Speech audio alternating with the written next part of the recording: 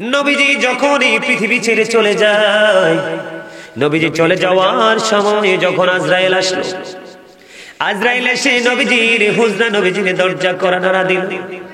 এবার মা ফাতেমা বুঝে গেছে কান্দে, মা ফাতেমা শুধু বন্ধু কান্দে, কান্না থামাতে পারে না। মা ফাতেমা কান্দে, বাবা গো অসময়ে কে এসেছে, মা দরজা খুলে দাও, কে এসেছে দেখো। নবীজির কাছে খবর আছে না নাই? দরজা খোলার পরে বন্ধু আজরাইল কক্ষে প্রবেশ করলো।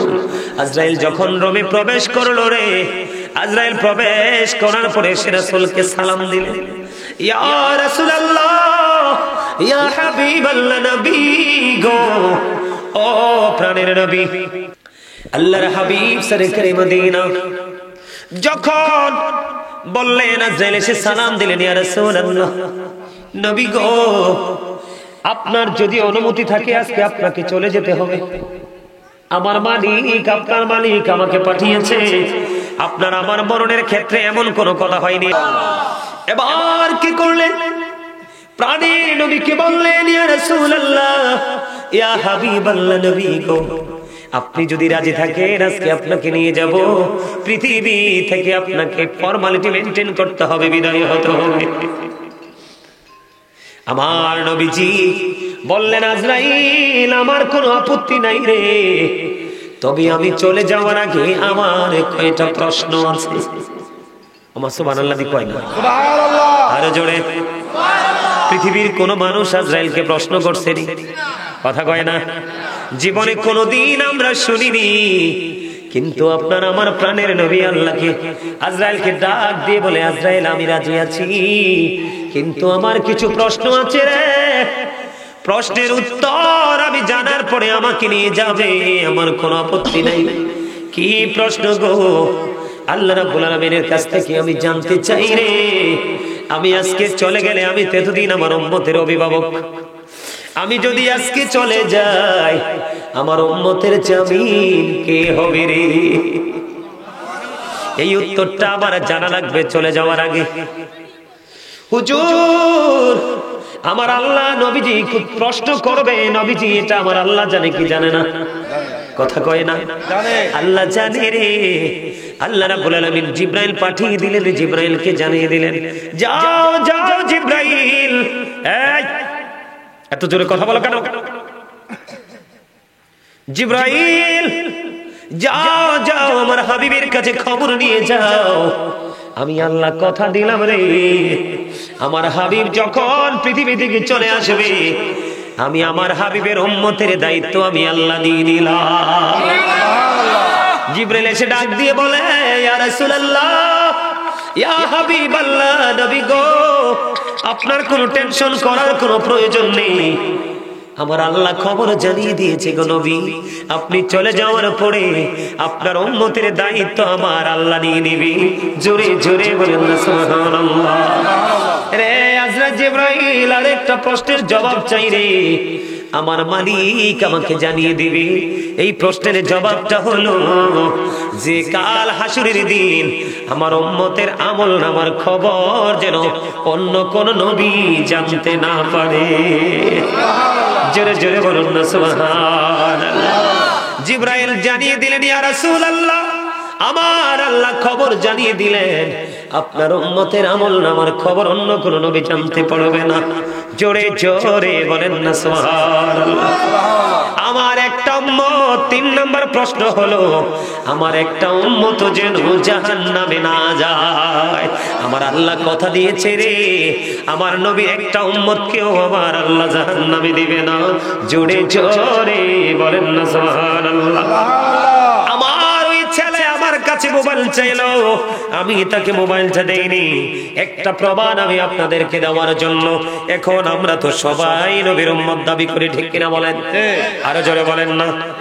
আমরা সবাই নবীর উম্মত দাবি করি, আসলে আমরা সবাই নবীর উম্মত না। কথা বলে না, বুঝেন না আমার কথা?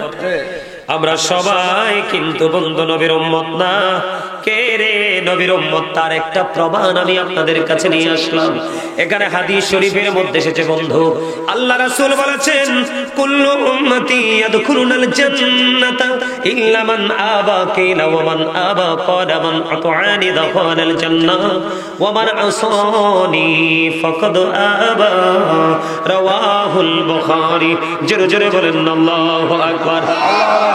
আমার নবী বলেছে কুল্লু উম্মতি ইয়াদখুলুনাল জান্নাহ, আমার নবী জানিয়ে দিয়েছেন আমার সকল উম্মত জান্নাতে যাবে, ইল্লা মান আবা, যারা অস্বীকার করে তারা নয়। কথা বুঝে নেবেন, একটা হাদিসে মুমিনের ব্রেনকে অ্যাক্টিভ করার জন্য যথেষ্ট। আমার জীবনে কিন্তু সহজে আমি মোবাইল নিয়ে ওয়াজ করি না। আপনারা দেখবেন হাজার হাজার ভিডিও দেখবেন, কোন এইভাবে কথা বলি না। আজকে এখানে এসে মনে হলো এই প্রমাণটা একটু দেখিয়ে দেওয়ার দরকার। আমার নবীজি বলেছেন কুল্লু উম্মতি ইয়াদখুলুনাল জান্নাহ, আমার নবী বলতেছে আমার সকল উম্মত জান্নাতে যাবে, ইল্লা মান আবা, যারা অস্বীকার করে তারা যাবে না। এরপরে নবীকে আবার প্রশ্ন করা হলো কিলা মান আবা, নবী গো অস্বীকারকারী কারা? এবার নবীজি উত্তর দিলেন ক্বালা মান আতআনি দাখালাল জান্নাহ, যারা যে নবীর অনুসরণ করবে, নবীর ইতাআত করবে, সে যাবে জান্নাতে। এরপরে বলেছেন মান আসানি ফাকাদ আবা, রাওয়াহুল বুখারী। জোরে জোরে বলেন আল্লাহু আকবার, একবার বলেন না সুবহানাল্লাহ। বন্ধু, যারা নবীর অনুগত্য করলো না, যারা নবীর ইতাআত করলো না, নবীকে যারা অনুকরণ করলো না, নবীকে যারা মানলো না, তারাই হলো নবীকে অস্বীকারী। নাউজুবিল্লাহ বলেন না, নাউজুবিল্লাহ, আরো জোরে নাউজুবিল্লাহ। এই যে হাদিস শরীফ, অস্বীকার করার সুযোগ আছে। সারা জীবন মুখস্থ হাদিস কইছি, কি কইছি? আজ যেটা রাখছি লগে, আমি কই না একটু দেখাই তুই আজকে তাদেরকে। নবীজি কি বলেছেন? আমার সকল উম্মত জান্নাতে যাবে, কিন্তু যারা অস্বীকারী তারা নয়। রাসূল অস্বীকারী কারা? রাসূল বলেছেন যে নবীর ইতাআত করলো, নবীর অনুগত্য করলো, নবীকে মানলো, সে যাবে জান্নাতে। আর যে নবীর অনুগত্য করলো না, সেই হলো অস্বীকারী। আর যিনি অস্বীকারী তার জন্যই বরাদ্দ। কথা কয় না, আরো চলে। তাহলে সেই নবীকে ভালোবাসার দরকার না? আরো জোরে করুন। জুমার দিনটা চলে গেল বন্ধু, জুমার দিনে কেউ যদি সেই নবীকে ভালোবেসে মাত্র 80 বার দরুদ পড়তে পারো, আল্লাহ জানিয়ে দিলেন হাদিস শরীফের মধ্যে, আল্লাহ খুশি হয়ে ওই বান্দার 80 বছরের সগীরা গুনাহ মাফ করে দেয়। সুবহানাল্লাহ। দাইলামি শরীফের মধ্যে এসেছে বন্ধু হাদিস খানা। হাদিসের রাবী হলেন হযরত আনাস রাদিয়াল্লাহু তাআলা আনহু। আমার নবী জানিয়ে দিয়েছেন কেউ যদি রাসূলকে ভালোবাসিয়া প্রতিদিন 1000 বার যদি দরুদ পড়তে পারো, তাহলে জান্নাত না দেখে মরণ হবে না। সুবহানাল্লাহ। তো নবীর ভালোবাসা দরকার আছে না নাই? নবীর ভালোবাসা কোনটা? দাঁড়ায় শুধু মিলাদ পড়লে কি ভালোবাসা? নবীকে নূর বলে স্বীকার করলে ভালোবাসা? নবীজি গায়েব জানে এটাকে স্বীকৃতি দিলেই ভালোবাসা? নো, রাসূলকে এমন ভাবে আপনার হৃদয়ে ঠাঁই দিতে হবে, ধারণ করতে হবে, রাসূল যা নিয়ে এসেছেন তা সহ। কি কথা কয় না? শুধু রাসূলকে ভালো মুখে মুখে বাসি বললে হবে না। যেমন রাসূলের ভালোবাসার অন্যতম নিদর্শন হলো আজকের মাহফিলে উপস্থিত হওয়া। আজকে যত বড় সুন্নি জামাতি হন, আপনার কোনো কাজ নাই, কোনো অজুহাত নাই, কিন্তু আজকে আপনি মাহফিলে আসেননি, আমি মনে করি আপনি কখনোই সুন্নিয়ত প্রেমিক হতে পারেন না, রাসূল প্রেমিক হতে পারেন না। নবী যখন কথা বলতেন তখন তো সাহাবায়ে কেরামরা ঘরে বসে থাকতেন না, এমন ভাবে নবীজির কথা শুনতে থাকতেন মনে হতো যেন তাদের ঘাড়ের পক্ষীটা বসে গেছে। এইভাবে ঘাড়টা নিচু করে নবীজির কথাগুলো শ্রবণ করতেন, একটা কথাও যেন তাদের ব্রেইন থেকে আউট না হয়। আর আপনি আমি কি সুন্নিয়ত করি? হাইয়া আলাস সালাহ বলে মসজিদে যাই না, আবার নিজের সুন্নি জামাত দাবি করি। কথা বলেন না কেন? আমার কথা কি? রাসূলকে গ্রহণ করা মানে রাসূলের পুরো সিস্টেমটাকে গ্রহণ করা। কথা বলেন না কেন? আহলুস সুন্নাত ওয়াল জামাত রাসূলকে গ্রহণ করব, রাসূলের আদর্শ সহ গ্রহণ করব, গ্রহণ করে কি থেমে থাকবো? আমরা ধীরে ধীরে এটাকে বাস্তবায়ন করতে হবে, ঠিক না ঠিক? আর জোরে বলেন, রাসূল কি বুঝেন না? আল্লাহ, the first pillar is the Lord of world, Rabbul Alamin. বুঝে নেবেন মুহাম্মদুর রাসূলুল্লাহ সাল্লাল্লাহু আলাইহি সাল্লাম is the blessing for the world রাহমাতাল লিল আলামিন। কি দারুণ লাগে না? একজন স্রষ্টা হলো রাহমাতাল লিল আলামিন, রব্বুল আলামিন, আর আল্লাহর প্রিয় হাবিব হলো রাহমাতাল লিল আলামিন। বানাইছে কে? আল্লাহ। এবার বুঝেন না কি আমার নবীর পাওয়ার কত, ঠিক না? এই আমার দিকে তাকান, আল্লাহ 8 জন নবীকে স্বর্গীয় উপাধি দিয়েছেন। একজন হলো আদম সফিউল্লাহ, Adam has been forgiven by আল্লাহ। নূহ নাজিউল্লাহ, নূহ ওয়াজ সেভড বাই আল্লাহ। দাউদ খলিফাতুল্লাহ, David is the viceroy of আল্লাহ। আরেকজন হলো মুসা কালিমুল্লাহ, মুসা স্পোক টু আল্লাহ। আরেকজন হলো ঈসা রূহুল্লাহ, যিশু ইজ দ্য স্পিরিট অফ আল্লাহ। আরেকজন হলো কি জানে ইব্রাহিম খলিলুল্লাহ, ইব্রাহিম ইজ দ্য ফ্রেন্ড অফ আল্লাহ। আরেকজন হলো ইসমাইল জবিউল্লাহ, ইসমাইল ইজ টু স্যাক্রিফাইস টু আল্লাহ।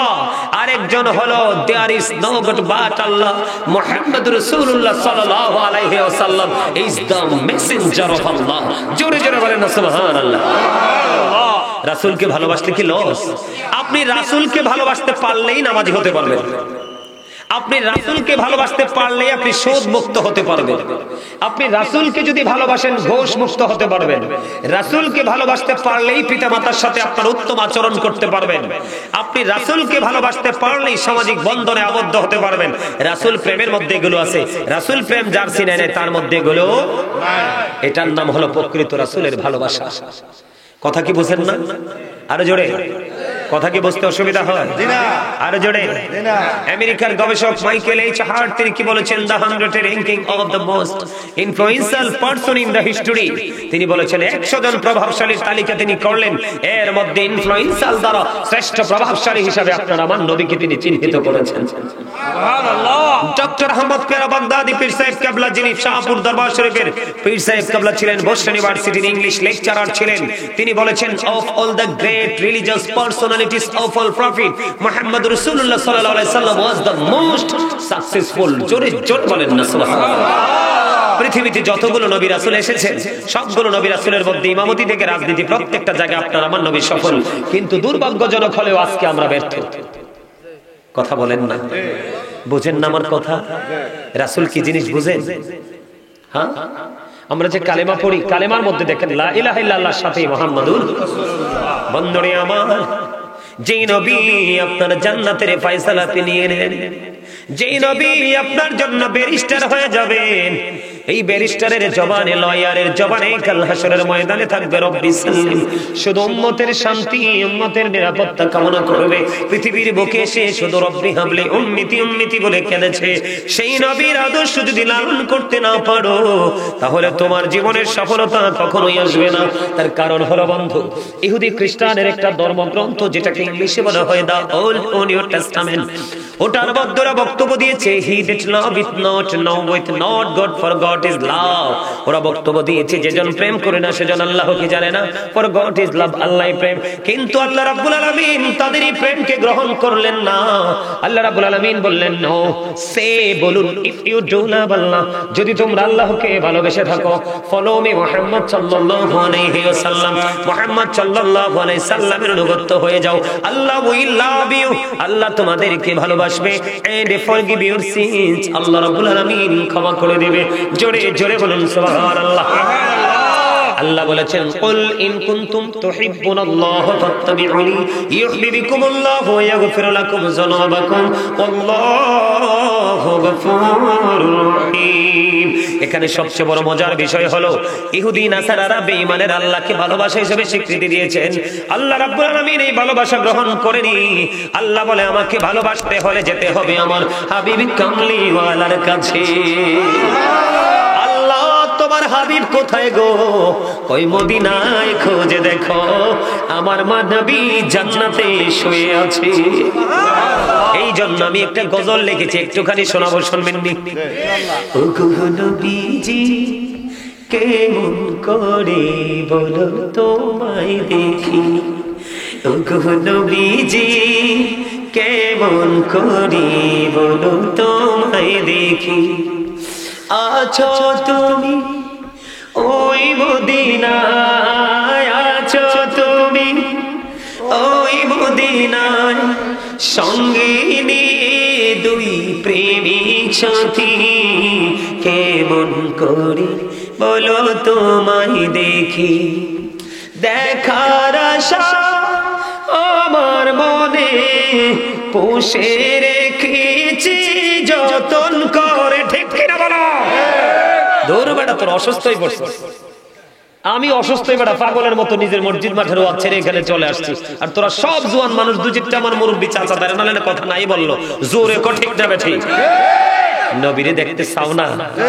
কারে দেখতে চাও? মেসি রে, মহিষ ডলা দিব, মহিষ ডলা। কারে দেখতে চাও? নেইমার রে, শেষা দিব দইরা। এটি সবটি জাহান্নামী।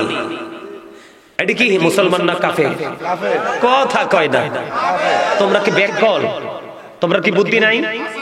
এরা কি ইমানদার না বেঈমান? বেঈমান। তা আল্লাহ কয় উইদ্দাত লিল কাফিরিন, বেঈমান দিল্লে গিয়ে তুমি জাহান্নাম বানাই রাখছিস।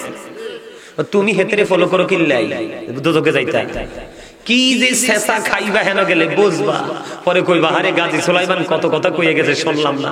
কিন্তু মনে রাখবা আল্লাহ কইছে লা ইয়ামুতু, শেষা যতই খাও মরণ নাই, ফিহা ওয়ালা ইয়াহইয়া, বাঁচার সুযোগ নাই। ওমা হুম আনহাবি গায়িবিন, ওখান থেকে পালাইবারও মনু কমে যাইবা। হ্যাঁ, এই যে কি কষ্টের জায়গা।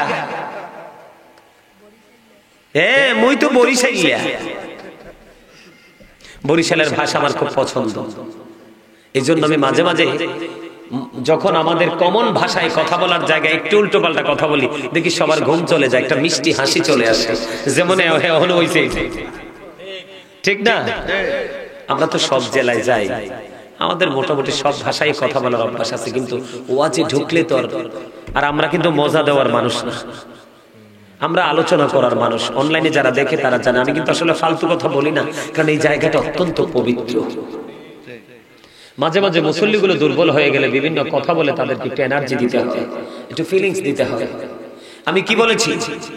দেখার আশা আমার মনে পুষে রেখেছি যতন করে, পাই যদি গো নবী তোমার দিদার, শীতল হবে মোর দুটি আঁখি, কেমন করে বলো তোমার দেখি, বলেন ওগো নবীজি কেমন করে বলো।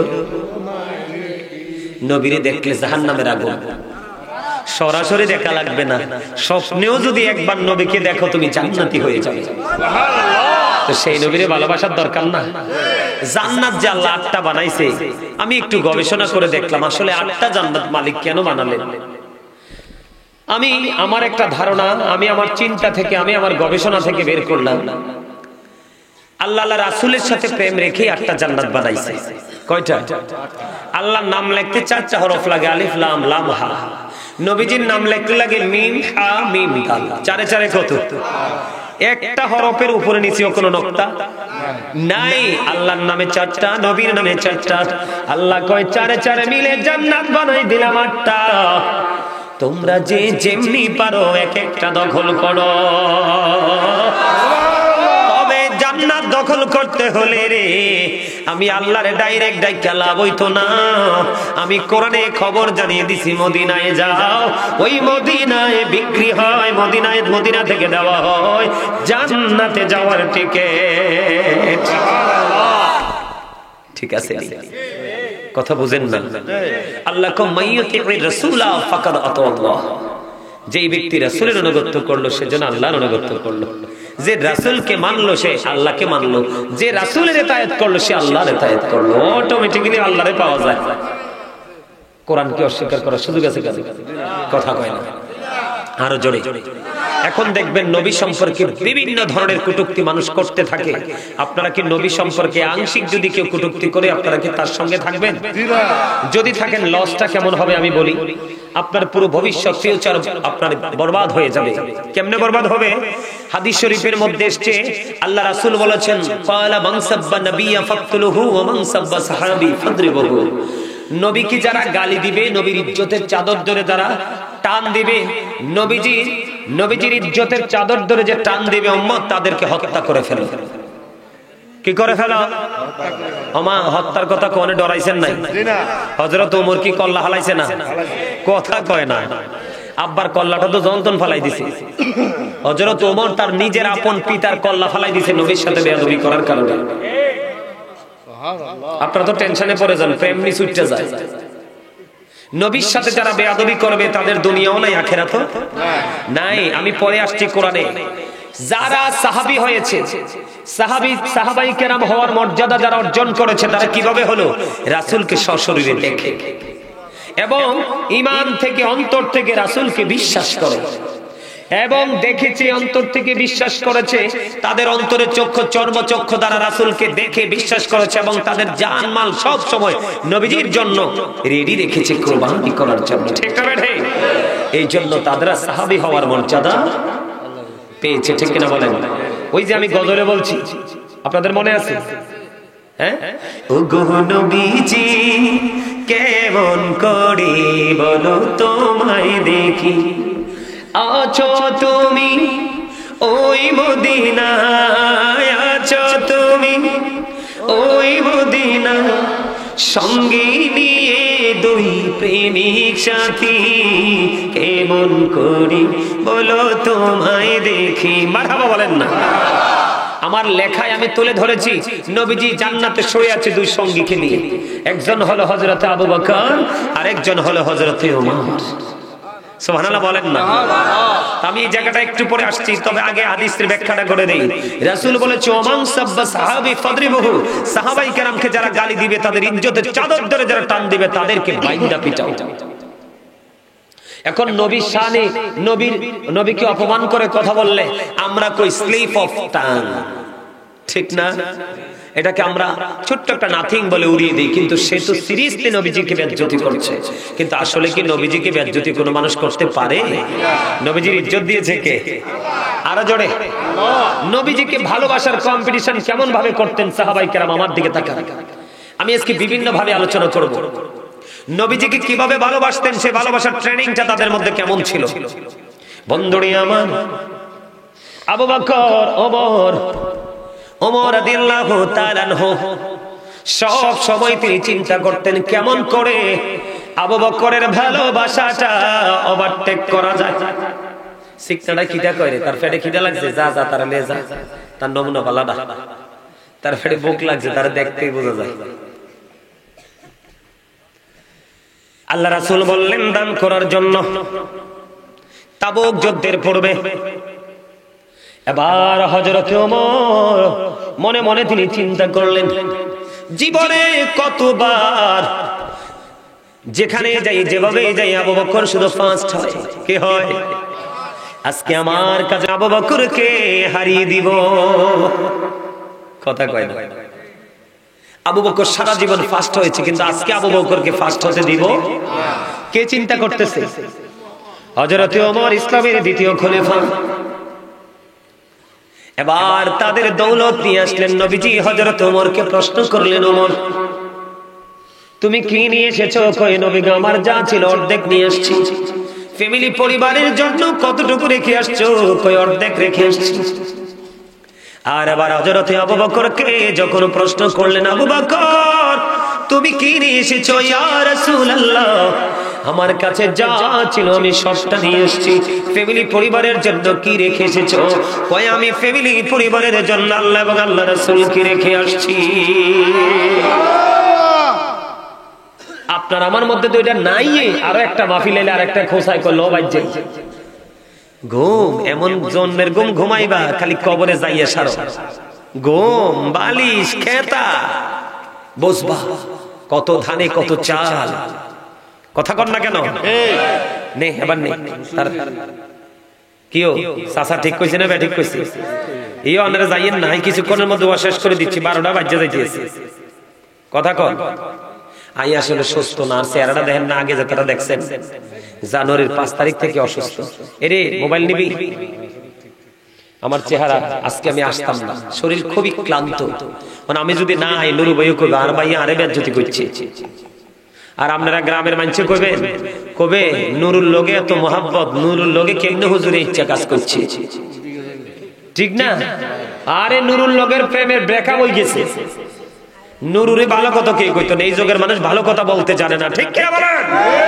1000-এর মধ্যে 2 জন পাবেন ভালো কমেন্টস করেছে, আর সবগুলো দেখবেন নষ্ট কমেন্টস। আসলে মানুষটার কাছে আসলেই কি সমস্যা সেটা জানতেই চাই। কথা বলেন না কেন? আমি প্রেমের একটা হাদিস আপনাদেরকে শোনালাম। এবার হযরত ওমর এবার মনে মনে বলে, হায় রে আল্লাহ, জীবনে কোনদিন প্রেমের দিক দিয়ে আবু বকরকে হারাতে পারলাম না, আজকেও পারলাম না, মনে হয় জীবন আর কোনদিন পারব না। তাদের মধ্যে রাসূলকে খুশি করার, রাসূলের অর্ডার মানার কত বন্ধু দৃঢ় প্রত্যয় ছিল। আর আমাদের মধ্যে আমরা সুন্নি জামাত করি, আমাদের মানসিকতা দেখলে বন্ধু মনটা খুবই খারাপ হয়ে যায়। আবু বকর ডেকে ডেকে বলে, ইয়া রাসূলুল্লাহ, নবী গো, আমার জান মাল যা আছে একটাও আমার না, সবগুলো আপনার জন্য বরাদ্দ। আমার নবী বলে, আমার আবু বকরের সম্পদ যত উপকারী আসছে রে, আর কারো সম্পদ এত উপকারী আসে না। তাদের মধ্যে সর্বক্ষণ বন্ধু একটা প্রেমের কম্পিটিশন ছিল। নবীরে কষ্ট দিও না, নবীর ইজ্জতের চাদর ধরে টান দিও না বন্ধু। নবীরে ভালোবাসা ফরজ, নবীরে ভালোবাসা ফরজ, নবীকে বিশ্বাস করা ফরজ। নবীজি জানিয়ে আসছে তার প্রতি বিশ্বাস রাখা আমাদের ঈমান এবং ফরজ। নবীজিকে কষ্ট দেওয়া হারাম।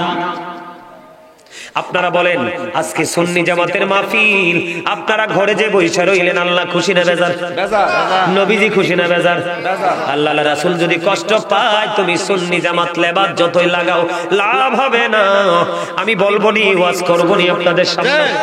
আল্লাহ বলতেছেন, ইন্নাল্লাযীনা ইউযুনাল্লাহা ওয়া রাসূলাহু লা'নাহুমুল্লাহু ফিদ দুনিয়া ওয়াল আখিরাহ ওয়া আ'আদ্দা লাহুম আযাবাম মুহিনা। জোরে জোরে আল্লাহু আকবার। স্বাস্থ্য ভাই, তোমার মতলব যে খারাপ আমি আগে থেকে দেখছি, বাদাম নি পকেটে পুরাও। তুমি কি মনে করছো আমি এমনি এমনি মাস্টার হইছি? কথা কথা, তুই বাদাম লইছস কি লাই? এত দিছে তুই কইলি না, যাই পরে যাই খায় মন লইতাম না। আজের এই জায়গা কি বাদাম খাওয়ার জায়গা? আমার বলেন, তে যখন বাদাম চাবাইবো তার মন কি বাদামে ঢুকতো না? ওয়াজ মনে থাকবে? এই যে কত গুরুত্বপূর্ণ একটা আয়াত আমি আপনাদের সামনে তুলে ধরলাম। আল্লাহ কি বলে দেখেন, আল্লাহ বলতেছে, ইন্নাল্লাযীনা ইউযুনাল্লাহা ওয়া রাসূলাহু লা'নাহুমুল্লাহু ফিদ দুনিয়া ওয়াল আখিরাহ। আল্লাহ এবং আল্লাহ রাসূলকে যারা কষ্ট দেয়, আল্লাহ বলেছেন তাদেরকে দুনিয়া এবং আখিরাতে আল্লাহ লানত দিয়েছেন। আরে আল্লাহ যদি কেউরে গজব দেয় তার উপায় আছে? আল্লাহ বলতেছে, আল্লাহ এবং আল্লাহ রাসূলকে যারা কষ্ট দেয়, আল্লাহ তাদেরকে দুনিয়াতে অভিশপ্ত করেছেন, আখিরাতে অভিশপ্ত। ওমাগবা, সবচেয়ে বড় ভয়ঙ্কর খবর হলো, আল্লাহ বলতেছেন, ও আ'আদ্দা লাহুম আযাবাম মুহিনা। আল্লাহ বলতেছেন তাদের জন্য ভয়ঙ্কর, একেবারে সর্বশিষ্ট ভয়ঙ্কর সাজা তাদের জন্য বরাদ্দ করে রাখছে।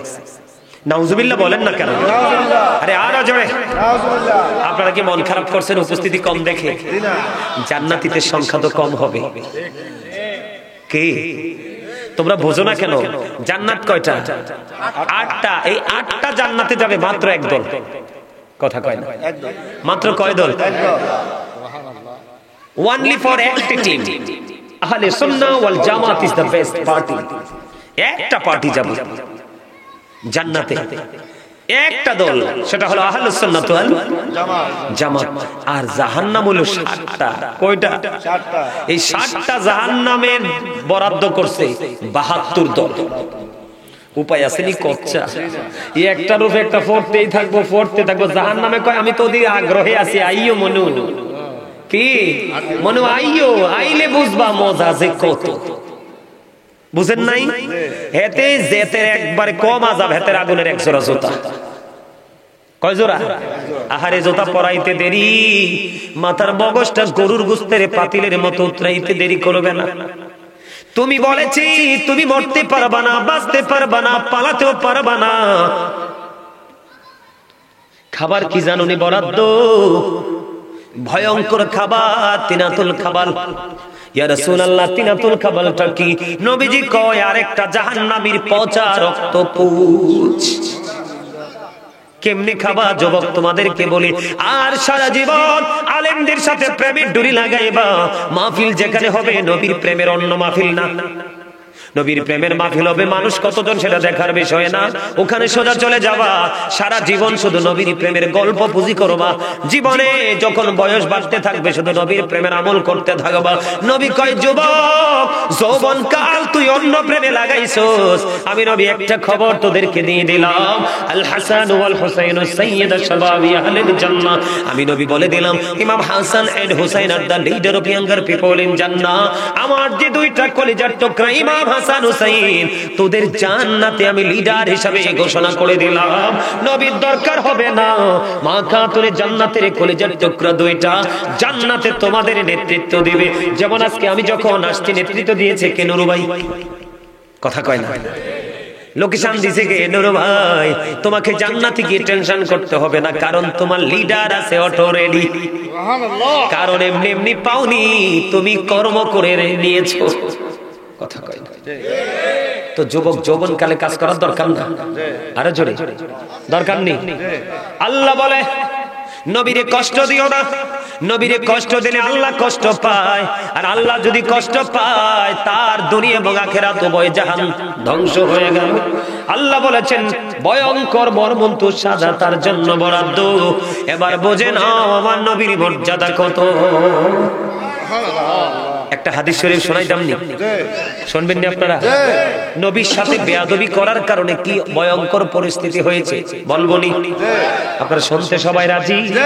নবীকে কষ্ট দিতেন কেমন করে? যেই ব্যক্তিটা নবীর ইজ্জতের চাদর ধরে টান দিত। আমাদের দেশে আছে না একজন নবীরে বড় ভাই কইলে আরে তিনজনে সাপোর্ট দেয়। নবী কি কারো বড় ভাই? নবী চ্যালেঞ্জ করতেছে আজ থেকে 1450 বছর আগে, ক্বালা আইয়ুকুম মিথলি, তোমরা কে আছো আমার মতো? কেউ তো নাই, কেউ তো আজও পর্যন্ত হাত তোলে নাই। তাহলে নবীকে কি বড় ভাই বলা বা নবীকে আমাদের মতো বলার কি যুক্তিযুক্ত? কথা বলেন না, এটা কি যুক্তিসঙ্গত? তোমরা ইয়াং ছেলেরা বলো, তুমি আমি হাজার চেষ্টা করলে একটা আসমান পাড়ি দিতে পারবো? নবীজি এক রাত্রে এশারের পরে কত কিছু করলো, আবার এই রাত্রে ফজরের আগে পৃথিবীতে চলে আসলো। আরে এই জায়গাটা চিন্তা করলে তো মাথা পুরো কি হয়ে যায়। মেরাজের রাত, ঠিক না?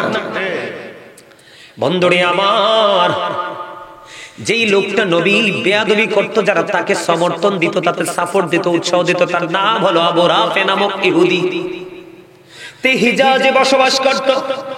আল্লাহ রাসূল একটা টিম পাঠালেন যে আবু রাফে নামক ইহুদিকে কে রে পারবে হত্যা করতে। আপনারা তো জানেন নবীজি শুধু কি বন্ধু ওয়াজ বুঝে নিতে হবে, সারা জীবন আপনি আলোচনা শুনতে শুনতে দেখবেন নেগেটিভ পজিটিভ সব আপনার ব্রেইনে অটো এসে যাবে। একতরফা কথায় কখনোই কোনো কিছু বোঝা যায় না। তার নাম হলো আবু রাফে নামে ইহুদি। নবীজি বললেন কে রে আছো, তাকে হত্যা করতে পারবা? এবার বন্ধু নবীজি হিজাজে পাঠিয়ে দিলেন একটা টিম। এই টিমের দলে হলো আব্দুল্লাহ ইবনে আতিক। তিনি বললেন আমি হাদিস শরীফের মধ্যে এসেছি, তিনি বললেন আমি চলতে চাচ্ছিলাম, চলতে থাকলাম, চলতে হিজাজে যখন গেলাম সূর্য তার আপন গন্তব্যে চলে গেল। রাত্রি ডানা মেলে দিল, পৃথিবী অন্ধকার হয়ে গেল, কিন্তু আমি তো আমার টার্গেট মিস করতে পারবো না, কারণ তাকে হত্যা করার অর্ডার করেছে আল্লাহর প্রিয় হাবিবুল্লাহ। কথা বলেন না কেন? আরো জোরে বলেন।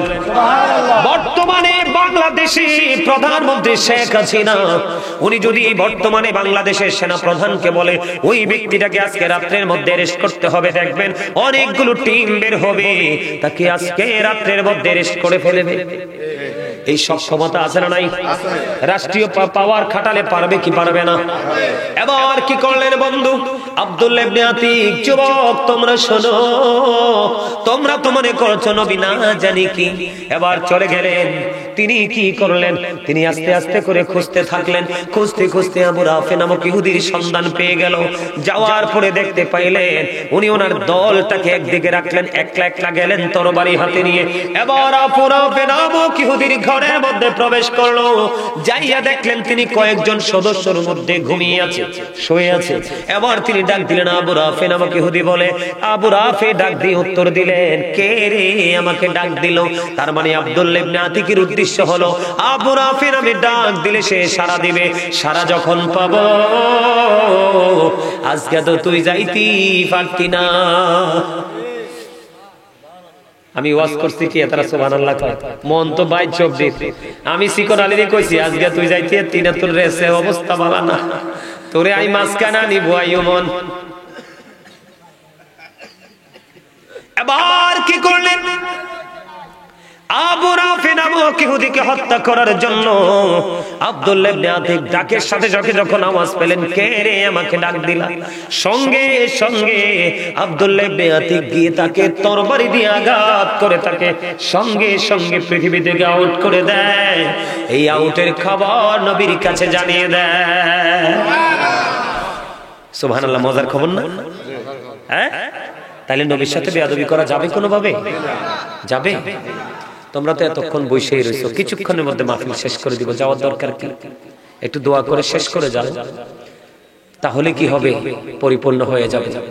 তোমাদের বয়স কম, এই আমল যে আল্লাহর কাছে আজকে যে আসছো এখানে বসছো, এটাই তো আল্লাহর কাছে অনেক পছন্দের জিনিস। কথা কয় না? এবার আসো খ্রিস্টান। খ্রিস্টান কিন্তু মারা দিলে, মারা গেলে কফিনে করে মাটিতে ঢুকায়, মুসলমানের মতো কিন্তু মাটি দেয়। দেখছো না তোমরা? ব্রিটিশ রানী যে মারা গেছে এটা তো পৃথিবী দেখছে। চন্দন কাঠ দিয়ে কফিন বানিয়ে কিন্তু তাকে মাটিতে রাখা হয়েছে, কোটি কোটি টাকা খরচ করে একটা খ্রিস্টান মারা গেলে। আমি আপনাদেরকে বলি বুখারী শরীফের হাদিস, এক খ্রিস্টান বন্ধু মারা গেলেন, কিন্তু মারা যাওয়ার আগের ঘটনাটা খুবই মজার। যখন তিনি খ্রিস্ট ধর্মে ছিলেন, তিনি পরে একটা সময়ে মুসলমান হলো। মুসলমান হয়ে যাওয়ার পরে তিনি সূরা বাকারা সূরা পড়লেন, সূরা বাকারা, সূরা আলে ইমরান তিনি তেলাওয়াত করলেন। বুঝে নেবেন, মুসলমান হলেন, সূরা বাকারা সূরা আলে ইমরান তিনি তেলাওয়াত করলেন। করতে করতে করতে করতে হঠাৎ করে বন্ধু ওনার একটা পদমর্যাদা হলো, তিনি রাসূলের ওহী লেখার দায়িত্ব পাইল। সুবহানাল্লাহ বলে না? যুবক ভাইদেরকে বলছি, তোমরা আমার কথাটা বোঝো নাই? মানে নবীজির কাছে তো গায়েবে ভাবে ওহীটা আসতেন, যেটা পৃথিবীর কেউ দেখতো, কথা বলে না, কেউ জানতো না।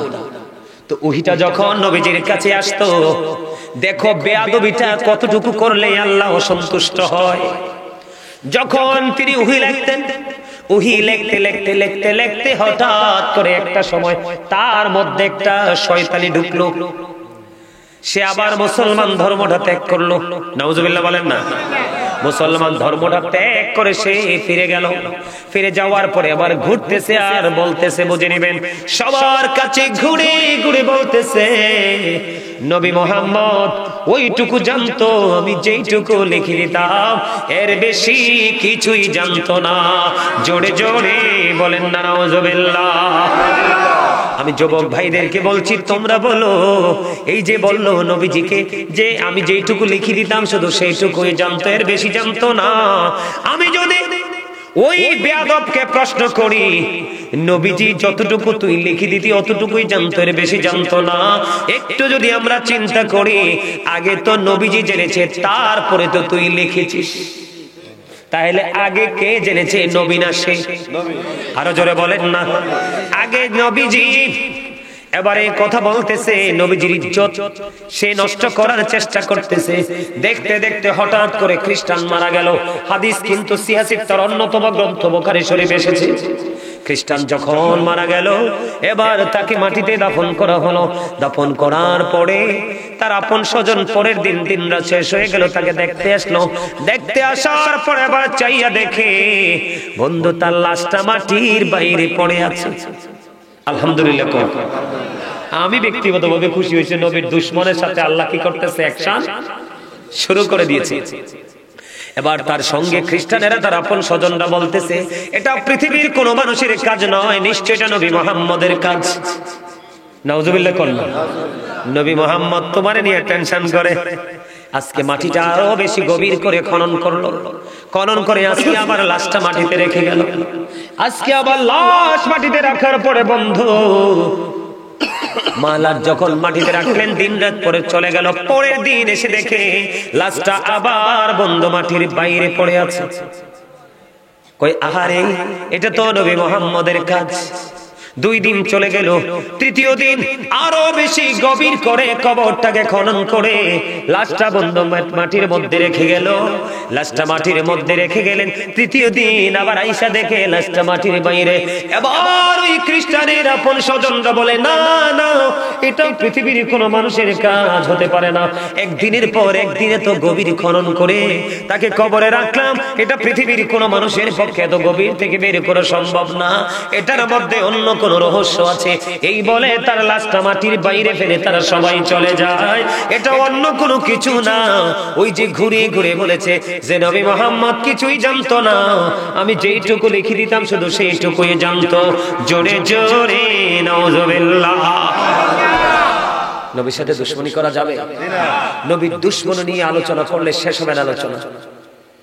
নবীর দুশমনদেরকে কিভাবে আলোচনা দিয়েছে দেখেন। অন্য দূরে নবীরটা তো পড়ে।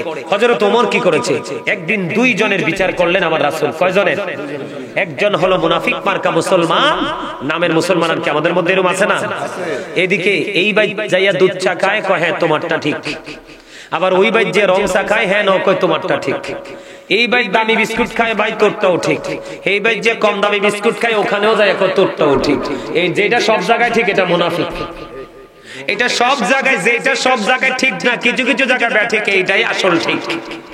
কথা কন না কেন? ঠিক না? সত্যবাদীরা দেখবেন সবসময় স্টেজ ভাবে কথা বলে, কাউকে ভয় পায় না, তাদের শুধু ভয় থাকে আল্লাহ। আরে আল্লাহর ইনি হারাই ফেলি, রাসূল ইনি হারাই ফেলি, দুনিয়ার মানুষ আমার কতক্ষণ থাকবে, আজকে আছে কালকে নাই। বিষয়টা এরকম না? আরো জোরে। 2 জনের বিচার হলো বন্ধু, 2 জনের বিচার হলো, একজন হলো বেঈমান আর একজন হলো মুনাফিক মার্কা মুসলমান। বিচার করার পরে বেঈমান কিন্তু মেনে নিয়েছে, কয় মুসলমানদের নবী নবী মুহাম্মদ তিনি তো আল আমিন, উনি কখনোই ভুল করতে পারে না, ওনার বিচার আমি মেনে নিলাম। ইহুদি মেনে নিলেন, কিন্তু এই মুনাফিক মার্কা মুসলমান বিচারটা মেনে নেয়নি। এবার ওই মুনাফিক মার্কা মুসলমান ডেকে ডেকে বলছে, আমি বিচার মানি না, আরেকজন বিচারক আছে, আমি তার কাছে যাব বিচারের জন্য। ওই বিচারকটা কে? ওই বিচারক হলো হযরতে ওমর। এবার ওমরের কাছে যখন গেল, ওমর রাদিয়াল্লাহু তাআলা আনহুর কাছে যাওয়ার পরে বন্ধু এবার ইহুদি ডাক দিয়ে বলে, ওমর তোমাদের নবী বিচার করার পরেও আর অন্য কারোকে বিচার করার কোনো ইখতিয়ার থাকে রে? এবার হযরত ওমর একটা ডাক দিয়ে বলল, আমার নবী কি বিচার করেছে? কয় হ। কয় নবীজি বিচার করেছে? কয় হ। এবার ওমর কি করলেন, ঘরে গেলেন, তার ঘরের কামরায় যাইয়া উন্মুক্ত একটা তলোয়ার নিয়ে বের হয়ে আসলো। এসে সঙ্গে সঙ্গে ওই মুনাফিক মার্কা মুসলমানের কল্লাটা দেহ থেকে নামাই দিল। ওমর একটা ডাক দিয়া পড়ে, রে মুনাফিক মার্কা মুসলমান, তোর মতো মুসলমানই পৃথিবীতে বেঁচে থাকার দরকার নাই। আজকে যদি হযরতে ওমর বেঁচে থাকতো, আজকে যদি হযরতে আবু বকরের জামানা হতো রে, দেখতেন কত মুসলমানের প্রতিদিন বন্দুক কল্লা ফালাইতো। আর আপনি আমি নবীর সাথে যারা বেয়াদবি করে, আপনি তাদের সাথে 500 টাকার জন্য, 1000 টাকার জন্য, এক ব্যাগ বাজারের জন্য প্রেম করেন। ঠিক নিও? আমি কি ভুল কথা বললাম? এবার এদিক দিয়ে বন্ধু ইহুদির টনক নড়ে গেছে। ইহুদি ডেকে ডেকে বলে, আহেরে ওমর, এই যদি হয় তোমাদের ধর্মের নিয়ম, তাহলে আমার ধর্মে কিছু নাই, তোমার ধর্মের চেয়ে সুন্দর আর কিছু হতে পারে না। নবী মুহাম্মদের কাছে যাওয়ার পরে ওখানে অবিচার পাইলাম আমি, যদিও আমি মুসলমান একজন বেঈমান। এখন ওমর রে, আমি তোমার কাছে আসার পর বিচার পাইলাম আমি তোমার কাছে। এখানে বোঝা যায়, এখানে দল মত নির্বিশেষে ইসলামের হুকুম কায়েম। তোমার ধর্মের চেয়ে সুন্দর আর কিছু হতে পারে না। ওমর জলদি করে নিয়ে চলো, আমি এখনই কালেমা পড়ে মুসলমান হয়ে যাব। বন্ধু সঙ্গে সঙ্গে নবীজির হাতে কালেমা পড়ে মুসলমান হয়ে যায়। বেঈমানেরা নবীর প্রেমে পড়ে ইমানদার, আর আপনি আমি মুসলমান হয়েও নামের মুসলমান, কাজের মুনাফিক হয়ে জাহান্নামে। নবীজি একবারে সরাসরি বলেছেন, হাদিস শরীফের মধ্যে এসেছে, ইমানদাররা আমি নবীকে ভালোবাসবে, মুনাফিকরা আমি নবীকে ভালো। আল্লাহ কয়, হাবিব আমি একটা খবর দেই। কি দেই? আল্লাহ খবরটা দিয়েছে, ইন্নাল মুনাফিকিনা ফিদ দারকিল আসফালি মিনান নার। আমার আল্লাহ বলতেছেন, মুনাফিকরা জাহান্নামের একেবারে সর্বনিম্ন জায়গায় থাকবে। নাউজুবিল্লাহ বলেন না? আবার আপনাদের এই এলাকাতে পিতামাতার সাথে খারাপ ব্যবহার করে এরকম সন্তান আছে না নাই? কম না বেশি? আহারে খাইছে আবার সুন্নি জামাত, আব্বারে কান্দাইয়া আম্মারে কান্দাইয়া আবার সুন্নি জামাত। আরে বাবারে কি হেসা কইছি না? আরে আব্বা আম্মা থাই দুনিয়ায়, কোরআন খুললে দিই হ্যাঁ আব্বা আম্মার কথা, তা আব্বা আম্মার দাম কম না বেশি? আরো জোরে। একদিন এক লোক আইয়া নবীজিরে বলতেছি, ইয়া রাসূলুল্লাহ, নবী গো, আমার আব্বা আমার টাকাগুলো নিজের মতো করে খরচ করে। আর রাসূল কয় হেসানি, কয় হ কি বুঝজানিও তোমরা যুবকদের জন্য ওয়াজ। এখন কেউ কেউ আবার মনে করবো হুজুরে দেখুন বালাই করছিল, বাঁশ লইছে। ঠিক নি রে? স্বাস্থ্য ভাই দুইটা খুব দুষ্ট, শুধু হাসে, সিকনটা বেশি। এরকম দুই চারটা যদি থাকে হাসি খুশি, তাইলে ওয়াজের মাঠ গরম থাকে, ঠিক না? কথাটা বুঝে নিবেন। হাদিস শরীফ, আমি কয়েকটা হাদিস শরীফ বলবো, যারা বোঝার এমনি বুঝবেন। রাসূল গো, আমার আব্বা এসে আমার নিজের উপার্জিত টাকা আমার নিজের মতো খরচ করে। নবীজি ডাক দিয়ে বললেন, শুধু তোমার উপার্জিত টাকা না, তুমি নিজেও তোমার বাবার সম্পদ। তুমি নিজেও কি বাবার সম্পদ। আব্বা তোমারে যেমনে মন চাই এমনি কাজে লাগাতে পারবে, তুমি না করতে পারবা না। কথা কয় না? আরো জোরে। রাসূল বলেছেন, হতভাগা সে, হতভাগা সে। কে গো নবী হতভাগা? 3 বার বলেছেন। যাদের পিতামাতা দুজনকে পেল অথবা একজনকে পেল, তাদের সেবা করে জান্নাতি হতে পারলো না, এই সন্তানের মতো হতভাগা আর কেউ হতে পারে? আমার দিকে তাকাও।